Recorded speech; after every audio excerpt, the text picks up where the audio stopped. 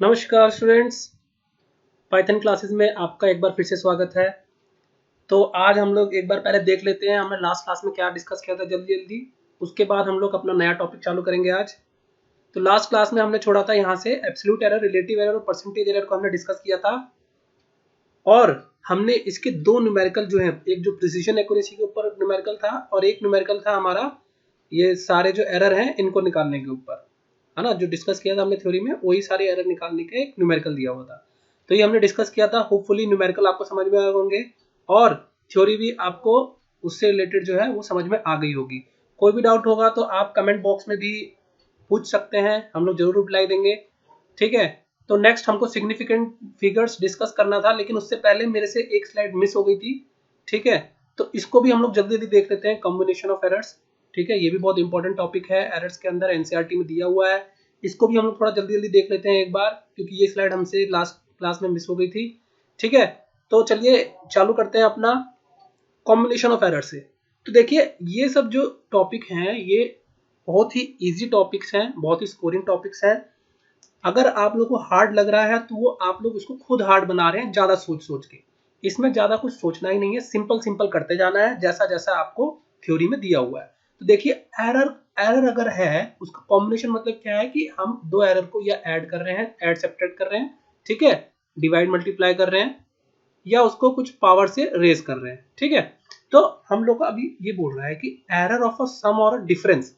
ठीक है, अगर दो एरर को आप जोड़ेंगे तो क्या होगा। ठीक है, दो एरर को जोड़ना मतलब सपोज ए है तो ए के साथ उसका एरर है डेल्टा ए। ठीक है, ऐसी बी है और बी के साथ उसका एरर है डेल्टा बी। ठीक है, तो अगर इन दोनों नंबर को ये ट्रू वैल्यू है और ट्रू वैल्यू के साथ कुछ एरर होगी, ये ट्रू वैल्यू है, ट्रू वैल्यू के साथ कुछ एरर होगी। ठीक है, अब इन दोनों को अगर आप जोड़ रहे हैं या सब्ट्रैक्ट कर रहे हैं तो थ्योरी ऐसी बोल रही है कि एरर जो है वो हमेशा क्या हो जाती है, हमेशा ऐड ही होती है। ठीक है, एक बार थ्योरी में देखेंगे, देखिए क्या बोल रहा है। When two quantities are added or subtracted the absolute error in the final result is the sum of absolute errors in the individual quantities. ठीक है, तो इससे रिलेटेड एक एग्जांपल हम लोग डिस्कस कर लेते हैं तो आपको जल्दी समझ में आ जाएगा। ये बोल रहा है, और मैंने एग्जांपल भी ऐसा ही चूज किया है कि जो आपका डाउट रहता है इसमें वो आपका क्लियर हो सके। ठीक है, तो देखते हैं क्या बोल रहा है। देखिए क्या बोल रहा है, the temperatures of two bodies, दो बॉडी का टेम्परेचर दिया हुआ है। एक बॉडी का जो टेम्परेचर है वो दिया है 20 डिग्री और plus minus 0.5। Plus minus 0.5 degree का मतलब ये होता है दोस्तों कि आपका जो टेम्परेचर है उसकी ट्रू वैल्यू जो है 20 डिग्री है, और आप जो रीडिंग ले रहे हैं, रीडिंग जो है वो या तो 20.5 और 19.5 के बीच में आ रही है रीडिंग। ठीक है, जो एरर है वो इन दोनों के बीच में आ रही है। प्लस माइनस 0.5 मतलब ये है कि जो भी आप डेटा लेंगे वो हमेशा इन दोनों के बीच में फॉल करेगा, मतलब जो एरर है आपका वो 0.5 है। ठीक है, और दूसरा जो टेम्परेचर दिया हुआ है वो बोल रहा है 50 degree plus minus 0.5, plus minus 0.5 degree. Again इसका मतलब ये हुआ कि जो आप रीडिंग आपकी जितनी भी आई है टेम्परेचर T2 को मेजर करने में, वो 50.5 से लेकर के 49.5 के बीच में आ रही है। ठीक है, इन दोनों का मतलब यही है। अब इन दोनों टेम्परेचर का क्या बोल रहा है, डिफरेंस निकालने के लिए बोल रहा है। क्या बोल रहा है, डिफरेंस निकालने के लिए बोल रहा है। और फिर जो एरर है वो हमको बतानी है, द एरर विद इन। ठीक है, आप इसको डायरेक्ट भी कर सकते हैं। क्या क्या डायरेक्ट कर सकते हैं कि जो रिजल्टेंट एरर होगी, चाहे प्लस करें चाहे सब्ट्रैक्ट करें, आप डायरेक्ट लिख सकते हैं 0.5 प्लस 0.5। ठीक है, क्योंकि एरर जो हमारी 0.5 है तो 1 आ जाएगा। 1 डिग्री सेल्सियस जो है हमारा यहाँ पे सीधा सीधा आंसर हो सकता है। लेकिन आप अगर डायरेक्ट आपको ये भी बोला है टेम्परेचर डिफरेंस भी निकालो, तो आपको क्या करना पड़ेगा। आप देखिए ऐसा करना, आप ऐसे कर लीजिए, T1 माइनस T2 करना है आपको। तो T1 माइनस T2 क्या हो जाएगा, 20 प्लस माइनस 0.5, और यहाँ आपको माइनस करना है। ठीक है, ब्रैकेट लगा देंगे, माइनस क्या हो जाएगा 50 प्लस माइनस 0.5। ठीक है, तो आप ये चीज देखिए, ये जो ट्रू वैल्यू है, ट्रू वैल्यू तो हमेशा सब्ट्रैक्ट ही होगी क्योंकि एक बीच में साइन है। ब्रैकेट खोलेंगे तो इसके साथ साइन साइन जो होगा वो 50 के साथ माइनस ही हो जाएगा। ठीक है, तो एक मिनट, इसको ना बड़े से छोटा माइनस करते हैं, T2 माइनस T1 करेंगे। ठीक है, T2 माइनस T1 करेंगे तो अब क्या करेंगे, 50 माइनस 20 कर देंगे। ठीक है, अब लेकिन ये तो प्लस माइनस है, प्लस माइनस के साथ अगर आप ब्रैकेट खोलेंगे तो आपको समझ में नहीं आ रहा को क्या करना है। तो ये याद रखिए कि एरर जो है आप यहाँ पे प्लस माइनस ही रखेंगे, एरर हमेशा ऐड कर दी जाती है। एरर जो है हमेशा ऐड कर दी जाती है। ठीक है, तो इसका जो आंसर हो जाएगा वो हो जाएगा, अब इसको तो आपने माइनस किया है क्योंकि माइनस दिया हुआ है, ये हो जाएगा 30 और प्लस माइनस जो है आपका 1 डिग्री सेल्सियस ऐसे हो जाएगा। ठीक है, यानी कि जो रिजल्टेंट है उसकी एरर आपकी आएगी 31 से लेकर 29 डिग्री के बीच में। ठीक है, तो ये इसका सही आंसर है। अब बोल रहा है कि एरर ऑफ अ प्रोडक्ट और अ क्वोशिएंट, अगर दो एरर्स को आप मल्टीप्लाई करते हैं या डिवाइड करते हैं तो सिंपली आप याद रखिए जो रिजल्टेंट एरर का रिलेटिव एरर हो जाएगी, जो रिजल्टेंट की रिलेटिव एरर होती है वो इंडिविजुअल एरर के रिलेटिव के सम के बराबर होती है। ठीक है, तो ये थोड़ा सा आपको थ्योरेटिकली समझ में नहीं आया होगा, इसके लिए हम एक न्यूमेरिकल करेंगे और ये दोनों कंसेप्ट को मिला करके मैंने एक न्यूमेरिकल एनसीईआरटी से उठाया, इसको डिस्कस कर लेंगे तो आपको समझ में आ जाएगा। तो क्या बोल रहा है दूसरा देख लीजिए एक बार क्या बोल रहा है, उसके बाद हम लोग न्यूमेरिकल करते हैं। दूसरा ये बोल रहा है कि अगर z जो है z सपोज कोई वैल्यू है वो आपकी बराबर है a की पावर p इंटू b की power q divided by c की पावर r के, तो आपको बताना है कि रिलेटिव एरर क्या होगी। तो रिलेटिव एरर जो है वो क्या हो जाएगी, रिलेटिव एरर आपका जो है ये जो पावर है वो मल्टीप्लिकेशन में आगे आ जाता है रिलेटिव के। तो क्या बोल रहा है, relative error in a physical quantity raised to a power के इसके टाइम्स द रिलेटिव एरर। तो रिलेटिव एरर तो ये हो गया है ना, यहाँ पे देखिए सिंपल एरर नहीं ऐड करना है, यहाँ पे रिलेटिव का ऐड करना है, जो रिलेशन दिया हुआ वो रिलेटिव के रेस्पेक्ट में दिया हुआ है। तो पहले में भी लिखा था टू क्वांटिटीज आर मल्टीप्लाइड और divided, the relative error in the result is the sum of the relative errors. तो यहाँ पर रिलेटिव एरर्स का सम के बराबर होता है इसका। ठीक है, तो अब देखिए क्वेश्चन देख लेते हैं, क्वेश्चन क्या बोल रहा है, उसके बाद आपको ये दोनों कॉन्सेप्ट समझ में आ जाएंगे। क्वेश्चन एक बार देख लेते हैं, एक मिनट। ठीक है, तो देखिए क्या बोल रहा है, find the relative error in z।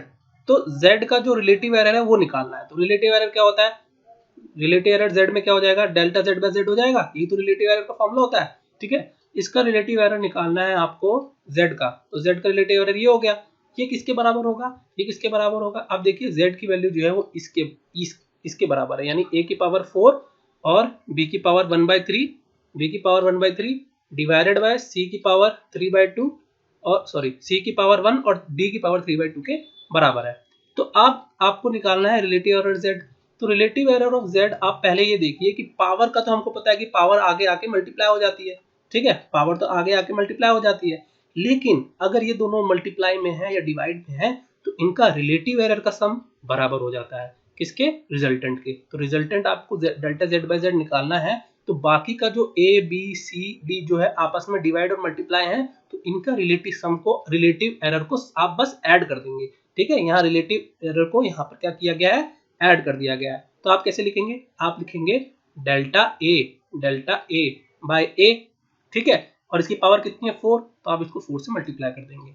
फिर आप क्या लिखेंगे, प्लस लिखेंगे क्योंकि आपका मल्टीप्लाई है और मल्टीप्लाई के बाद प्लस का यहाँ पर रिलेटिव एरर को ऐड कर देते हैं। तो प्लस में क्या आ जाएगा, relative error of B, relative error of B क्या है, डेल्टा बी अपॉन बी। ठीक है, और आगे में पावर क्या है इसकी 1/3, तो 1/3 से मल्टीप्लाई हो जाएगा। ठीक है, फिर आगे क्या लिखेंगे, चाहे डिवाइड हो चाहे मल्टीप्लाई हो, रिलेटिव एरर का हमेशा सम होता है, रिलेटिव एरर का हमेशा सम होता है। तो आप क्या लिखेंगे, इसको c लिखेंगे, डेल्टा c बाय c लिखेंगे, और इसकी पावर तो 1 है तो आगे लिखने की जरूरत नहीं है। ठीक है, फिर वापस आ जाएंगे d के ऊपर, तो आप लिखेंगे डेल्टा d बाय d, और इसकी पावर जो 3/2 है वो आगे आकर के मल्टीप्लाई हो जाएगी। तो यही इसका आंसर हो जाएगा, ये जो है इसका आंसर हो जाएगा। होपफुली आपको तीनों कॉन्सेप्ट समझ में आ गए होंगे। अगर आपको तीनों कॉन्सेप्ट थोड़ा सा प्रॉब्लम हो रहा है अगर समझने में, तो एक बार फिर से रिवाइंड करके वीडियो देखिए, मैंने बहुत अच्छे से समझाया है, आपको जरूर समझ में आ जाएगा। उसके बावजूद भी अगर कोई डाउट रह जाता है तो कमेंट बॉक्स में लिखिए आपको क्या समझ में नहीं आया, हम होगा तो सेपरेट वीडियो बना के आपको समझा देंगे, नहीं तो कमेंट में आपको कोशिश करेंगे आपका डाउट क्लियर हो जाए। तो अब नेक्स्ट हम लोग टॉपिक को चालू करते हैं, जो हमारा नया फ्रेश टॉपिक है और बहुत ही इंपॉर्टेंट टॉपिक है, मैंने लास्ट क्लास में बताया था, सिग्निफिकेंट फिगर्स। ठीक है, सिग्निफिकेंट फिगर्स। तो एक बार हम स्क्रीन क्लियर कर लेते हैं क्योंकि हमको यहाँ पे अभी बहुत कुछ लिखना है। ठीक है बच्चों, तो हमने स्क्रीन क्लियर कर लिया और अब हम लोग को समझना है कि सिग्निफिकेंट फिगर्स क्या होता है। तो देखिए सिग्निफिकेंट फिगर्स का यहाँ पे जो इसने डेफिनेशन दिया हुआ है, डेफिनेशन कुछ इस तरह से दिया हुआ है कि आप अगर कोई डायमेंशन लिखते हैं, कोई भी मेजरमेंट लिखते हैं, आपने सपोज मेजरमेंट लिखा 2.57, आपने सपोज मेजरमेंट लिखा 2.57, तो यहाँ पर क्या हो जाता है, यहाँ पर जो लास्ट डिजिट होती है, लास्ट डिजिट होती है इस डिजिट को ये बोलता है अनसर्टेन डिजिट। इस डिजिट को क्या बोलता है? Uncertain digit. मैं बताऊंगा इसको अनसर्टेन डिजिट या डाउटफुल डिजिट बोलते हैं इसको, क्यों बोला जाता है वो भी मैं बताऊंगा आपको, ठीक है। और बाकी की जो जितनी भी डिजिट बच जाती है उसको बोलता है ये सर्टेन डिजिट, ठीक है।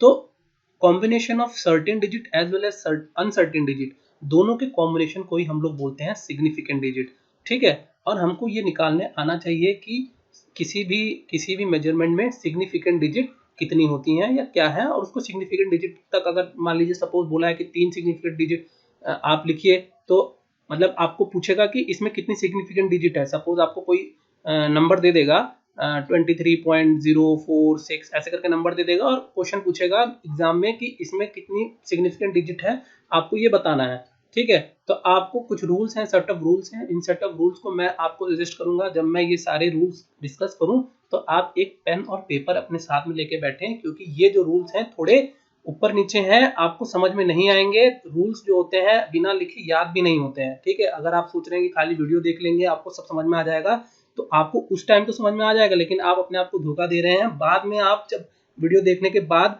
कुछ दिन के बाद आप याद करेंगे तो आपको याद नहीं आएगा। इसलिए एक बार पेन पेपर भी साथ में चलाते जाइएगा तो जरूर आपको चीजें याद रहेंगी, ठीक है।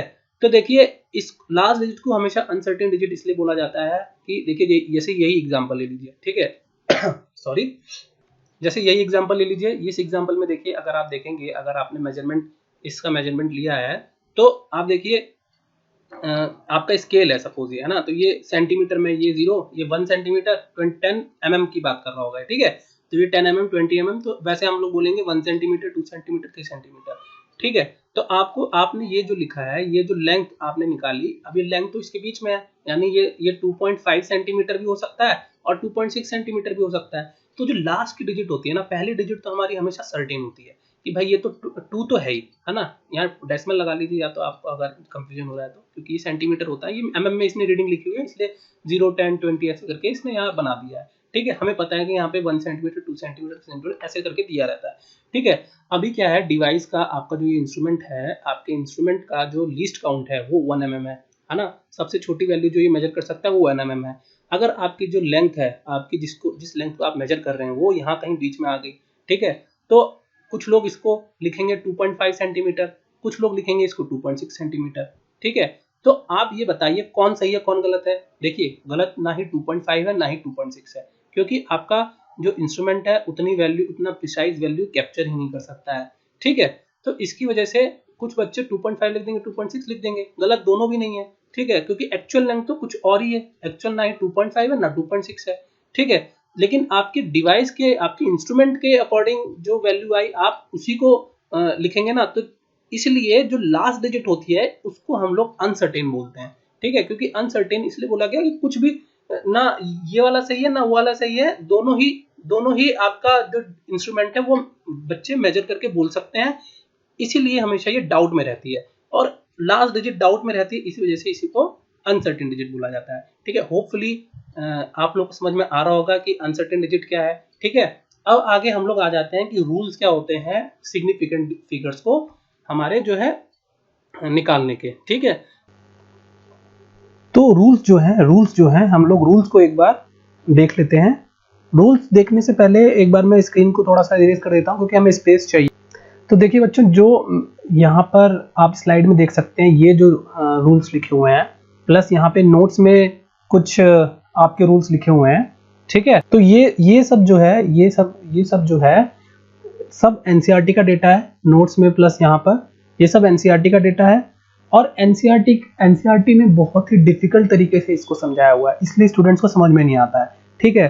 तो मैं नोट्स का डेटा प्लस ये जो डेटा है रूल्स जो है, इन सबको 6 पॉइंट्स में समझा देता हूं। ये 6 पॉइंट्स अगर आपको याद हो जाते हैं तो बच्चों घबराने की कोई जरूरत नहीं है, आपको सिग्निफिकेंट फिगर्स निकालना बहुत ही आसान तरीके से समझ में आ जाएगा। लेकिन अगर आप ये जो मैंने एनसीईआरटी का डेटा यहाँ पे यूज जरूर किया है, लेकिन इसको अगर आप पढ़ेंगे तो आपको कुछ भी समझ में नहीं आएगा, आप बहुत ज्यादा कंफ्यूज हो जाएंगे। तो यहाँ पर मैं लिखने जा रहा हूँ पेन से, और इसको मैं जब नोट्स आप लोग लेंगे तो इसको मैं इरेज नहीं करूंगा, ठीक है, ताकि ये आपके रेफरेंस के लिए बना रहे और आपको जब भी रेफर करना हो तो या तो वीडियो देख के चाहे नोट्स देख के आप लोग हमेशा रेफर कर सकें, ठीक है। तो स्टार्ट करते हैं। तो पहला जो रूल्स होता है बच्चों, पहला जो रूल होता है, रूल नंबर वन याद रखेंगे क्या है। लेकिन मैं एक बार और बता दूं कि अगर आप ये सब जो मैं अभी 6 पॉइंट डिस्कस करने वाला हूं, उसको आप एक बार पेन और पेपर साथ में लेकर जरूर लिख लेंगे, क्योंकि ये रूल्स हैं और रूल्स बिना लिखे याद नहीं होते। हम लोग को लगता है कि वीडियो देख के हमको सब समझ में आ गया, आपको थोड़ी देर तक सब याद भी रहेगा, लेकिन जैसे ही 2-3 घंटे होंगे या फिर कुछ लोगों के लिए 1-2 दिन के बाद आप ये जरूर से जरूर भूल जाएंगे और या तो कंफ्यूज तो हो ही जाएंगे। इसलिए मेरा सजेशन ये है कि आप लोग इसको पेन पेपर के साथ समझें और एक जगह लिख लें, ताकि आपको याद करने में आसानी हो। ठीक है, तो रूल्स देख लेते हैं। तो पहला रूल तो ये है, फर्स्ट रूल ये है कि all non zero numbers are significant. ठीक है, all non zero numbers in a digit are significant. ठीक है, एग्जाम्पल समझेंगे। एग्जाम्पल ले लीजिए 3.28 है। ठीक है, तो ये तीनों के तीनों सिग्निफिकेंट है। या ले लीजिए 3.46 346 ले लीजिए, डेसिमल हटा दीजिए। ठीक है, तब भी यहाँ पे 3 सिग्निफिकेंट डिजिट्स हैं। ठीक है, आप लिखें 12, तब भी यहाँ पे 2 सिग्निफिकेंट डिजिट्स हैं। आप लिखें 42.6, तब भी यहाँ पे 3 सिग्निफिकेंट डिजिट्स हैं। तो अगर नॉन जीरो नंबर है तो सारे की सारी डिजिट्स जो होती हैं वो सिग्निफिकेंट होती हैं। नंबर 2 ये होता है जीरो इन बिटवीन आपके नॉन जीरो, इन बिटवीन आपका नॉन जीरो या सिग्निफिकेंट फिगर है, तो वो सिग्निफिकेंट होता है। ठीक है, तो वो आपका क्या होता है, सिग्निफिकेंट होता है। जीरो अगर आपके किसी नॉन जीरो डिजिट के या सिग्निफिकेंट फिगर के बीच में, तो वो सिग्निफिकेंट होता है। जैसे कि आप बोलें 3028, ठीक है, तो जीरो यहां पर सिग्निफिकेंट होगा। ठीक है, आप बोलें 3.028, ये अभी भी सिग्निफिकेंट है। आप बोलें 3.001, तो ये दोनों सिग्निफिकेंट है। लेकिन अगर आप बोलें 3.0.3, ठीक है, तो ये किसी डेसिमल के, ये किसी 2 नंबर के बीच में नहीं आ रहा है, तो ये इनसिग्निफिकेंट हो जाएगा। ठीक है, और अब आगे आ जाइए। तीसरा रूल ये है एंडिंग जीरोस।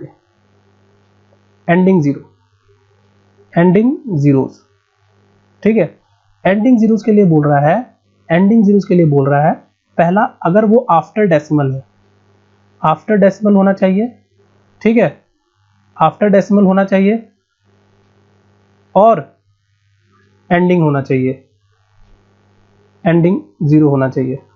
अगर एंडिंग में है और आफ्टर डेसिमल है तो वो जीरो जो होगा वो सिग्निफिकेंट होगा। ठीक है, फॉर एग्जांपल अगर मैंने बोला 3.00, ठीक है, 3.00, तो जीरो जो है वो एंडिंग में है बराबर, और डेसिमल के बाद है, आफ्टर डेसिमल है, हाँ, तो ये जो है ये आपका सिग्निफिकेंट हो जाएगा। तो टोटल यहाँ पर 3 सिग्निफिकेंट फिगर्स हो जाएंगी। ठीक है, टोटल आपकी 3 सिग्निफिकेंट फिगर्स हो जाएंगी। अब अगर मैं बोलूँ आपको 32.000, तो आपकी 5 सिग्निफिकेंट फिगर हो जाएंगी। अगर मैं बोलूं आपको 3200, तो ये एंडिंग तो है लेकिन डेसिमल के बाद नहीं है, तो यहाँ पे केवल दो ही सिग्निफिकेंट फिगर्स होंगी। ठीक है, अगर मैं बोलूं 0032, ठीक है, तो ये एंडिंग में है ही नहीं, तो ये नॉन जीरो, ये हो जाएगी क्या, इनसिग्निफिकेंट हो जाएगी, सिग्निफिकेंट नहीं रहेगी। ठीक है, होपफुली आपको ये तीनों पॉइंट समझ में आया। चौथा आपका आता है इनिशियल जीरोस के लिए। चौथा जो आपका आता है वो आता है इनिशियल जीरो के लिए, इनिशियल जीरोस। ठीक है, इनिशियल जीरोस के लिए बोल रहा है कोई भी जीरो अगर इनिशियल जीरो है तो वो जो है आपका इनसिग्निफिकेंट होगा, नॉट सिग्निफिकेंट। ठीक है, अब एग्जांपल ले लीजिए। एग्जांपल आपने लिया 0.003, इसका एग्जांपल यहाँ पे लिख रहा हूँ 0.003। तो जीरो जो है वो सारे इनिशियल में आ रहे हैं, तो सारे के सारे तीनों के तीनों नॉन सिग्निफिकेंट हो गए, केवल एक सिग्निफिकेंट हुआ यहाँ पर। ठीक है, अभी आप मैं बोलूँ 0.100 तो देखिए केवल एक ही जीरो जो है वो इनिशियल में आ रहा है, तो ये नॉन सिग्निफिकेंट हो गया। ये जो है ये एंडिंग में आ रहे हैं और डेसिमल के बाद भी आ रहे हैं, तो ये जो है ये सिग्निफिकेंट हो गया। तीसरा मैं बोलूँ 0.1001 तो ये दोनों तो अपने आप हो जाएंगे रूल नंबर 2 के अकॉर्डिंग। रूल नंबर 2 क्या बोलता है, दो सिग्निफिकेंट या दो नॉन जीरो के बीच में अगर कोई जीरो आ रहा है तो सिग्निफिकेंट होगा, और ये इनिशियल है इसलिए ये भी नहीं होगा। ठीक है, यहाँ पे ये तीनों नहीं होंगे, यहाँ ये दो होंगे, ये नहीं होगा, और यहाँ पर ये नहीं होगा और ये दोनों होंगे। ठीक है, तो होपफुली आपको समझ में आ रहा है। पांचवा पॉइंट जो है, पांचवा पॉइंट ये बोलता है, पांचवा पॉइंट बोलता है कि अगर 10 की पावर में कोई है, 10 की पावर में जैसे सपोज 7 है, ठीक है, 10 की पावर 7 है, तो 10 के पावर के साथ अगर कुछ भी होगा तो वो नॉन सिग्निफिकेंट होगा। ठीक है, वो नॉन सिग्निफिकेंट जीरो में आएगा। ठीक है, क्योंकि आप कितने भी जीरो लगा सकते हैं ना, मतलब फॉर एग्जांपल चलिए नेक्स्ट स्लाइड में इसको बताता हूँ। 10 की पावर का अगले स्लाइड में मैंने नोट्स में लिखा हुआ है, उसको डिस्कस करते हैं तब मैं बताता हूँ। लेकिन अभी के लिए इतना समझ लीजिए कि 10 की पावर में कोई भी अगर आएगा तो वो नॉन सिग्निफिकेंट हो जाएगा। ठीक है, लास्ट पॉइंट जो है छठा पॉइंट ये बोलता है कि अगर कोई कांस्टेंट है, ठीक है, जिसको आपको कंफर्म वैल्यू जिसकी पता होती है, कोई कांस्टेंट है जिसकी कंफर्म वैल्यू आपको पता है, ठीक है, तो जिसकी कंफर्म वैल्यू पता है तो वो इनफाइनाइट सिग्निफिकेंट फिगर्स होती हैं। उसमें क्या होती है, इनफाइनाइट सिग्निफिकेंट फिगर्स होती हैं। फॉर एग्जांपल अगर मैंने बोला आपको कि कोई कांस्टेंट बताइए, जैसे मोल है, मोल की वैल्यू क्या होती है 6.022 इंटू 10 की पावर 23 होती है। ठीक है, तो इसमें सिग्निफिकेंट फिगर्स बताए कितना होता है, तो इसमें इनफाइनाइट सिग्निफिकेंट फिगर्स होगा, क्योंकि इसकी जो वैल्यू है वो कांस्टेंट है, वो टाइम के साथ चेंज नहीं होगी। जो कांस्टेंट होता है उसके अंदर इनफाइनाइट सिग्निफिकेंट फिगर्स होती हैं। यही रूल है, आप इसको आप जैसे भी समझिए कि ऐसा क्या हो गया, वो क्या हो गया, तो वो ज्यादा तामझाम समझने की जरूरत नहीं है। जो रूल्स है उसके अकॉर्डिंग चलेंगे तो आपका हमेशा आपको आंसर जो है सही लाना है, उससे मतलब होना चाहिए। ठीक है, अभी और बोल सकते हैं, जैसे जी हो गया, इसकी 9.81 वैल्यू होती है, ये कांस्टेंट होती है, हमको पता होती है, तो इसके 3 नहीं होंगे, इसके इनफाइनाइट सिग्निफिकेंट फिगर्स होंगे। ठीक है, क्योंकि ये कांस्टेंट है, इसकी वैल्यू हमको पता है। ठीक है, इलेक्ट्रॉन के ऊपर चार्ज है, ठीक है, 1.6 इंटू 10 की पावर -19, तो वो भी उसमें भी इनफाइनाइट सिग्निफिकेंट फिगर्स होंगे। तो ऐसा जो भी हो जिसकी आपकी कंफर्म वैल्यू पता है, जो कांस्टेंट होता है, ठीक है, उन सब की जो वैल्यू होती है वो आप समझ लीजिए इनफाइनाइट सिग्निफिकेंट फिगर्स होते हैं। ठीक है, यहाँ पर जी मैंने सिर्फ एग्जांपल में ले लिया है, लेकिन जी जो होता है वो ना एक्चुअल में कांस्टेंट नहीं होता है, कांस्टेंट नहीं बोलेंगे, कांस्टेंट ऑफ ग्रेविटी आपका कैपिटल जी होता है, उसकी जो वैल्यू होगी उसमें इनफाइनाइट होंगे, क्योंकि जी की वैल्यू एच के साथ चेंज होती है, आप आगे पढ़ेंगे। तो खाली अभी आप लोग इतना डिटेल में नहीं जानते हैं, इसलिए मैं इसको 3 वाला कोई कांस्टेंट लेके समझाने की कोशिश कर रहा था, इसलिए मैंने यहाँ बोल दिया। ठीक है, कि ऐसा कोई कांस्टेंट हो जिसमें 3 डिजिट हो, जैसे कि 9.81, लेकिन ये जो है कांस्टेंट नहीं होता है एक्चुअली, ये भी चेंज होता है। ठीक है, तो इसमें इनफाइनाइट सिग्निफिकेंट फिगर्स होती है। खाली आपकी इन्फॉर्मेशन के लिए भी बता दूं, ठीक है, मुझे ऐसा कोई कांस्टेंट याद नहीं आ रहा था जिसमें 2 ही 3 डिजिट हो, इसलिए मैंने इसका एग्जांपल लेके समझा दिया है। तो होपफुली आप लोग को ये सब समझ में आया। 6 पॉइंट्स हैं, 6 पॉइंट्स अगर आपको ये आप समझ लेते हैं तो आपका जो है कभी भी सिग्निफिकेंट फिगर्स में कोई क्वेश्चन गलत नहीं होगा। ठीक है, और वही एनसीईआरटी में ये सब जो है, ये देखिए ये सारे मैंने एनसीईआरटी से पॉइंट उठाए हैं, बहुत ही डिफिकल्ट लैंग्वेज में दिया हुआ है। देखिए एक लैंग्वेज समझ के पढ़ के देखिए, आपको ये समझ में ही नहीं आएगा क्या बोल रहा है। The number is less than 1, 0 on the right of the decimal point but to the left of first non-zero digit are non-significant। तो यहाँ पे हमको समझ में नहीं आया बोल क्या रहा है। ठीक है, बहुत ही डिफिकल्ट लैंग्वेज दी हुई है। आप बेटर ये 5 रूल्स के अकॉर्डिंग चलिए, आपका कोई भी क्वेश्चन गलत नहीं होगा। हो सकेगा तो हम लोग और एग्जाम्पल भी डिस्कस कर लेंगे इसके पीछे, ठीक है, ताकि हमारी जो कॉन्सेप्ट है और क्लियर हो जाए। ठीक है, अब नेक्स्ट यहाँ पर ये कुछ नोट में पॉइंट्स बता रहा है जो कि इंपॉर्टेंट है, हम लोग एक बार देख लेते हैं। वो 10 की पावर वाला मेरे को डिस्कस करना है, तो उसमें एक्चुअली ऐसा कुछ बोल रहा था। ये देखिए कि अगर मैंने लिखा 4.7, ठीक है, मीटर लिखा है मैंने, ठीक है, तो यहाँ पे कितना हो जाएगा, 2 सिग्निफिकेंट फिगर्स हो जाएगा। लेकिन इसको मैं ये भी तो लिख सकता हूँ, 4.7 को मैं ये भी लिख सकता हूँ ना, 470 सेंटीमीटर। हाँ, तो क्या मेरा ये चेंज हो गया, मतलब सिग्निफिकेंट फिगर्स चेंज हो गए क्या? देखिए ट्रेलिंग जीरो डेसिमल के बाद नहीं है तो ये सिग्निफिकेंट नहीं है, तो अभी भी ये दो ही है, दो ही सिग्निफिकेंट फिगर्स है, ठीक है। तो इसका मतलब नोट में एक पॉइंट ये है कि अगर आप यूनिट्स में ये करते हैं, कोई भी यूनिट लेते हैं तो यूनिट पे इंडिपेंडेंट है आपका सिग्निफिकेंट फिगर जो है, यूनिट चेंज करने पे आपके सिग्निफिकेंट फिगर्स चेंज नहीं होते। दूसरा पॉइंट ये है कि एक ये बताता है, हमेशा ना मेरे को एक डाउट होता था जब मैं ये कॉन्सेप्ट पढ़ रहा था कि मैं चाहे 4.7 लिखूं चाहे मैं लिखूं 4.700, क्योंकि डेसिमल के बाद तो मैं कितने भी जीरो लगा सकता हूं ना, मैंने मैथ्स में पढ़ा है ना।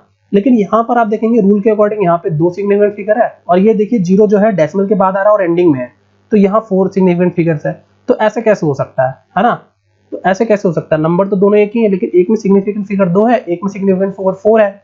तो मैथ्स में तो हम लोग ऐसा लिख सकते हैं, ये हमेशा मेरे को डाउट रहता था जब मैं इस चैप्टर को पढ़ रहा था, ठीक है, 11th के टाइम पे।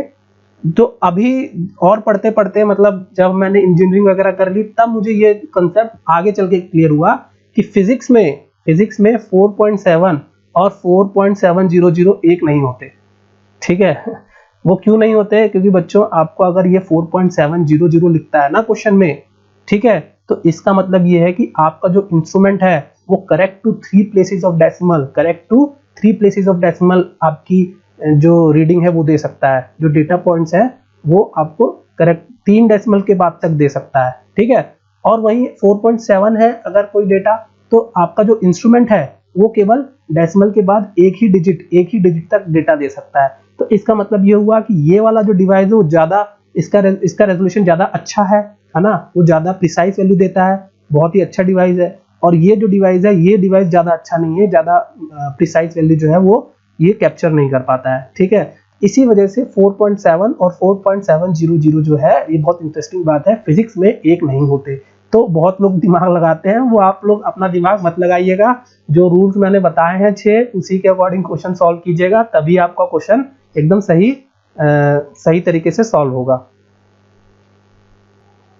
अच्छा, एक मैं 10 की पावर वाला जो मैं बोल रहा था वो एक्चुअली मैं यूनिट्स के थ्रू ही समझा रहा था, बातों बातों में कुछ और मैं यहाँ पर समझा बैठा, मीटर और सेंटीमीटर वाला। मैं ये कह रहा था जैसे ये जो दिया हुआ ना, जैसे 4.700 मीटर दिया हुआ है, ठीक है, इसमें कितने सिग्निफिकेंट फिगर्स है 4।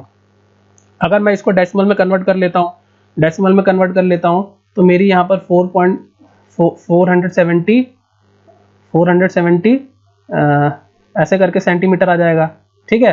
तो अभी भी क्या इसका 4 ही डेसिमल फिगर ये होगा, सिग्निफिकेंट फिगर होगा, ठीक है। तो ये लेकिन ना ऐसे लिख रहा हूँ, तो यहाँ पे क्या है ना, साइंटिफिक जब फॉर्मूले में लिखा जाता है ना, तो जितनी डेसिमल प्लेसेस है आप भले ही इसको किसी भी यूनिट में कन्वर्ट कर लीजिए, ठीक है, डेसिमल प्लेसेस आपकी ज्यादा चेंज नहीं होनी चाहिए। तो हम लोग इसको साइंटिफिक तरीके से जब लिखते हैं, क्योंकि यहाँ एम्बिग्यूटी हो रही है ना कि हमको भाई कभी मेरे को चेक करना पड़ रहा है कि भाई डेसिमल के बाद कितना है, यहाँ पर डेसिमल के पहले कितना है, ऐसे मेरे को देखना पड़ रहा है। तो साइंटिफिक जब भी आप कोई चीज लिखते हैं, यहाँ पे लिखा हुआ है कि साइंटिफिक मेजरमेंट जो होता है वो हमेशा 10 की पावर रेज करके लिखा जाता है, और डेसिमल के आगे हम लोग एक ही नंबर रखते हैं, ठीक है। तो इसको आप लिख सकते हैं 4.700 आपको लिखना पड़ेगा, इंटू अगर सेंटीमीटर में लिखना है तो 10 की पावर 2 सेंटीमीटर आपको लिख देना पड़ेगा। और 10 की पावर वाला जो होता है वो तो सिग्निफिकेंट होता ही नहीं है, 10 की पावर वाला सिग्निफिकेंट होता ही नहीं है। तो अभी भी ये 4 ही इसमें सिग्निफिकेंट फिगर है, और आपको बस 10 की पावर से जो भी सेंटी लेना है, mm लेना है, कुछ भी लेना है, उसको 10 की पावर से रेज कर देंगे, ठीक है। और ये जो होता है ये इसी को बोला जाता है ये साइंटिफिक फिगर या scientific method of writing any number in physics, ठीक है। तो होपफुली मुझे लगता है कि अब आप लोगों को ये सारे पॉइंट्स मैंने लगभग डिस्कस कर लिए हैं, एक बार आप लोग रीड कर लेंगे, ठीक है।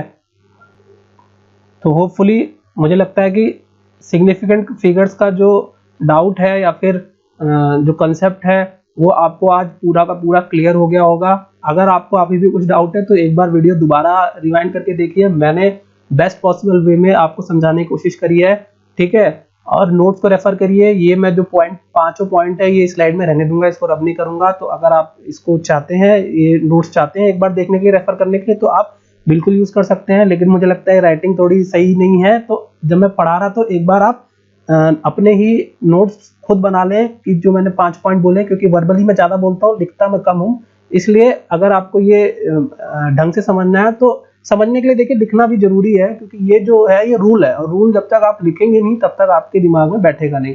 अभी लगेगा कि आगे आ गया, बाद में प्रॉब्लम हो जाती है। ठीक है, तो अब इसके बाद जो है राउंडिंग ऑफ का कॉन्सेप्ट है। नेक्स्ट जो है हमारा ये राउंडिंग ऑफ है, सिग्निफिकेंट फिगर्स को अर्थमेटिक ऑपरेशन कैसे लगाना है और राउंड ऑफ कैसे करना है, तो ये वाला कॉन्सेप्ट जो है हम लोग अगली क्लास में डिस्कस करेंगे। ठीक है, तब तक के लिए अगर आपको ये सब वीडियो समझ में आ रही है तो कमेंट में आप लिख के बताएंगे कैसी लगी, और लाइक सब्सक्राइब जरूर कर दीजिएगा। Thank you.